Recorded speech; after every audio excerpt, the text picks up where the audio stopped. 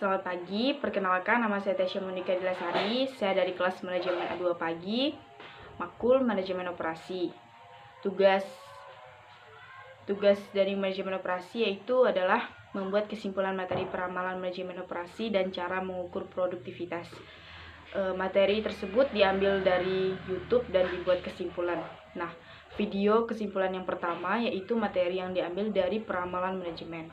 Kesimpulannya yaitu metode peramalan ialah suatu cara mengestimasi atau memperkirakan dengan kuantitatif atau kualitatif apa yang terjadi di masa depan menurut data yang relevan di masa lalu. Penggunaan metode peramalan ini yaitu untuk memprediksi dan sistematis dan programatis atas dasar data yang relevan di masa lalu. Dalam dunia bisnis, peramalan atau forecasting menjadi tolak ukur yang teramat penting untuk mengetahui segmentasi pasar yang akan terjadi di masa depan. Untuk melakukan suatu peramalan bisnis, sebuah perusahaan membutuhkan sebuah masa lampau yang memberikan gambaran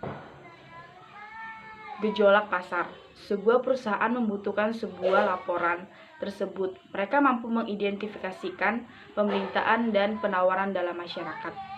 Nah, kesimpulan video yang kedua yang sudah saya tonton dari YouTube yaitu kesimpulannya dengan materi cara mengukur produktivitas. Kesimpulannya, produktivitas kerja merupakan kondisi untuk mengukur tingkat kemampuan dalam menghasilkan produk individual, kelompok, dan organisasi.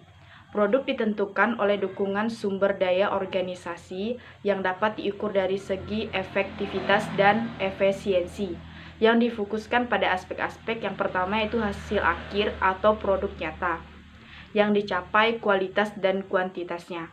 Nah, yang kedua, durasi atau lamanya waktu yang digunakan untuk mencapai hasil akhir.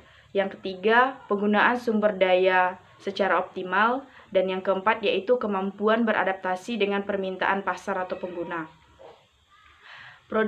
Produktivitas dapat dipengaruhi oleh faktor internal dan eksternal.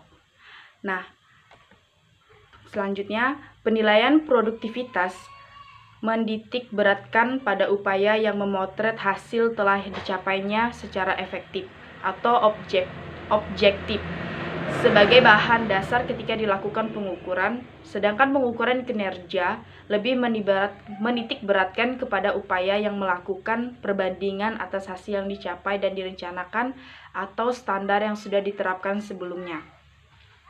Dengan demikian, bisa diketahui kadar atau tingkat ketercapaiannya untuk dijadikan feedback atau feed forward. Ketika pegawai mampu menunjukkan hasil yang sesuai dengan atau sesuai target, berarti mereka memiliki produktivitas tertinggi. Sedangkan jika di bawah standar, maka produktivitas mereka dinilai rendah. Nah, selanjutnya yaitu strategi pembelajaran untuk membangun kinerja produktivitas yang dapat dikembangkan oleh organisasi sekurang-kurangnya harus memperhatikan aspek-aspek berikut. Pertama, relevasi atau internal dan eksternal. Fleksibilitas atau komunitas, efektivitas, efisiensi, dan orientasi pada mutu koordinasi. Dan tersedia sistem monitoring dan evaluasi.